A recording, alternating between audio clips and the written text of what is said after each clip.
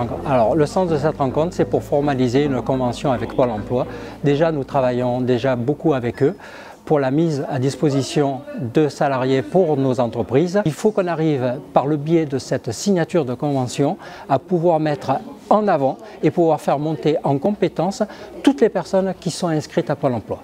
C'est une entreprise qui est excellente sur son secteur de marché, donc c'est pour ça qu'on l'a choisi.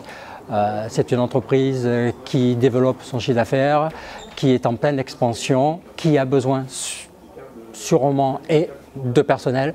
Donc à partir de là, c'est là où nous avons demandé à cette entreprise de pouvoir nous recevoir, justement pour pouvoir permettre cette signature et la mettre en avant. Alors, nous avons déjà un travail qui a commencé il y a quelques temps avec la CAPEB et plus largement avec tout ce qui relève du bâtiment et des travaux publics. Et donc cette convention aujourd'hui, c'est aussi dans un premier temps la formalisation, la signature. On veut faire savoir que l'on travaille ensemble.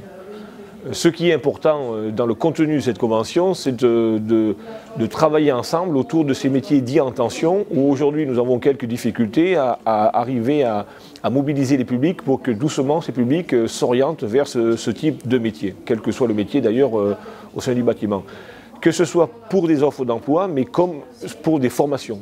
Le choix, c'est, on a fait confiance déjà à la CAPEB, mais c'était surtout une entreprise qui aujourd'hui a un marché très important, qui recrute également, puisqu'il y a quand même 2 offres d'emploi qui sont en cours. C'est un secteur d'avenir, puisque pour avoir échangé avec les responsables tous les jours, il y a des personnes qui sont intéressées et qui viennent, particuliers et professionnels. Donc du coup, on considère aujourd'hui que ce secteur-là, dans le BTP, est un secteur en devenir, est un secteur sur lequel il faudra fortement investir. Je n'ai pas de chiffres précis sur la photovoltaïque, mais au niveau je dirais, du périmètre de la CAPEB, on a formé plus de 400 personnes pour 1,7 million d'euros.